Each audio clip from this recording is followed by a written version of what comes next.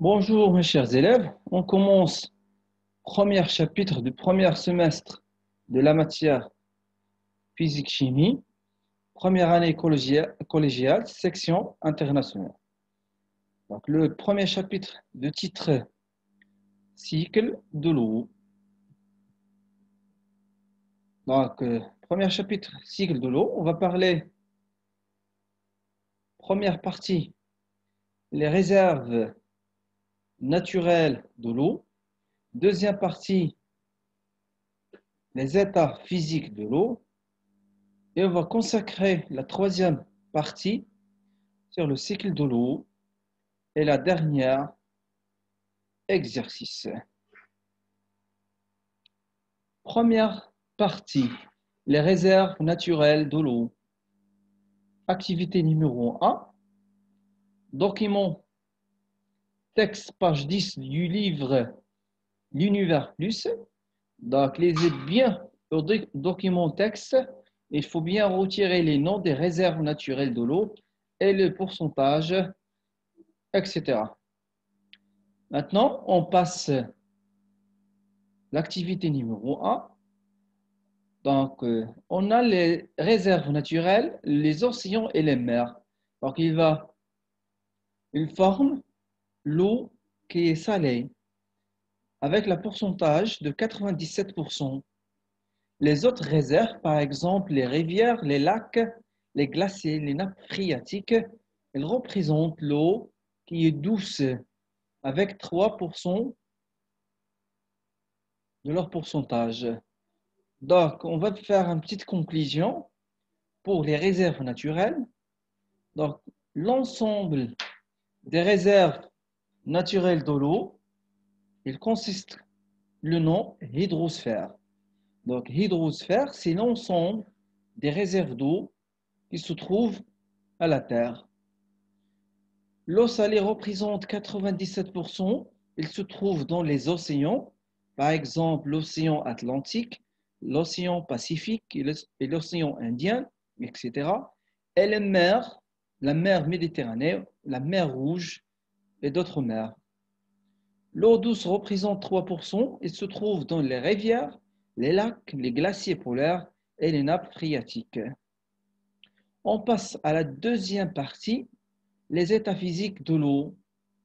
Activité numéro 2, document ABC, page 11 pour livre Univers Plus.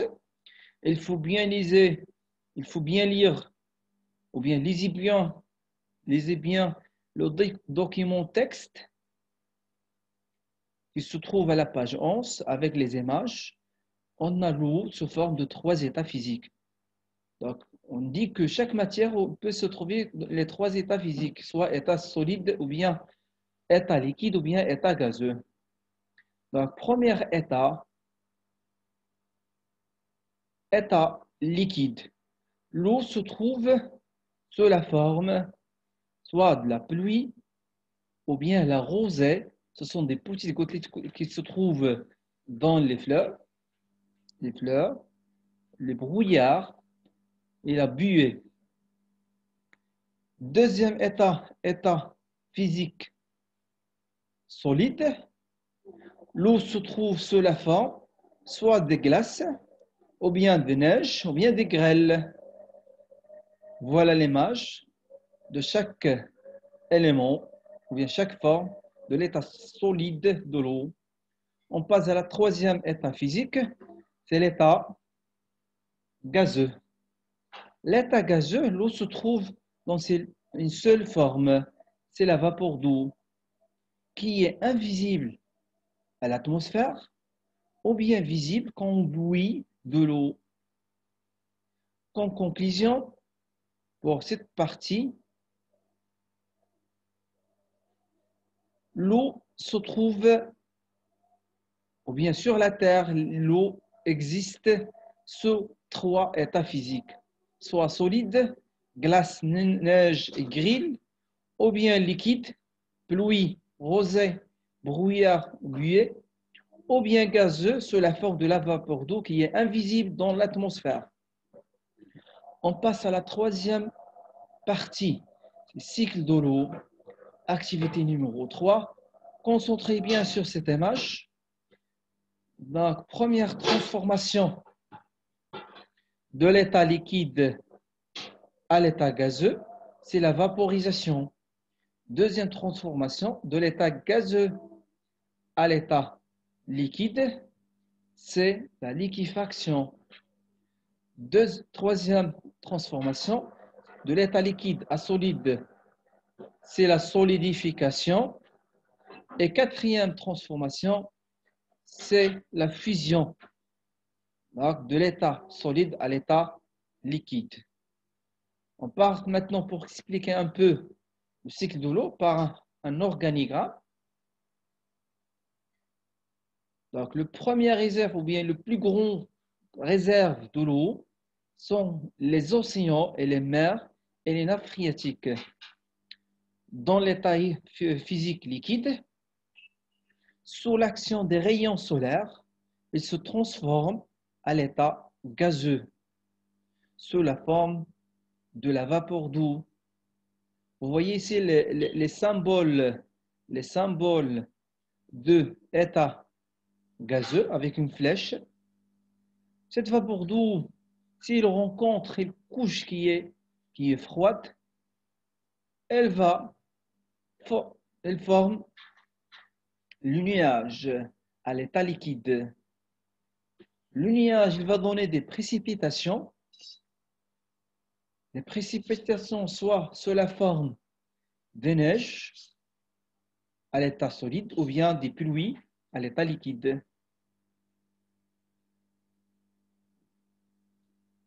Les pluies, les neiges, il va constituer les autres réserves, les rivières, les lacs et les fleuves.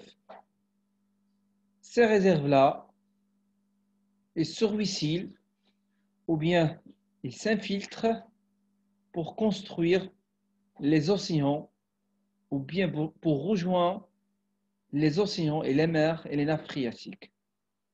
Alors, pour ce organigramme, on a 4 transformations ici. Première qui est ici en vert, c'est la vaporisation de l'état liquide à l'état gazeux. Deuxième transformation, c'est la liquéfaction. Ici, avec le rouge, donc de l'état gazeux à l'état liquide, c'est l'inverse de la vaporisation. En bleu ici, c'est la transformation de la solidification de l'état liquide à l'état solide. Et la dernière, c'est la fusion en rouge, c'est la transformation de l'état solide à l'état liquide. On passe maintenant pour la dernière partie, ce sont les exercices. Donc, il faut bien faire les exercices de l'univers plus. Exercice 1, on va cocher la bonne proposition ou bien la proposition exacte. Texte à trous. Exercice numéro 2, chaque exemple ici, on va le mettre dans le tableau selon catégorie soit solide, liquide, gaz. Et la dernière, exercice 4 pour le cycle de l'eau. Donc, chaque phrase, on va associer à une lettre qui se trouve dans l'image. Et on a l'exercice 5 et 6. Ce sont des exercices d'application avec des chiffres. Il faut bien faire les exercices. Donc, bon courage pour les exercices. Merci de votre attention.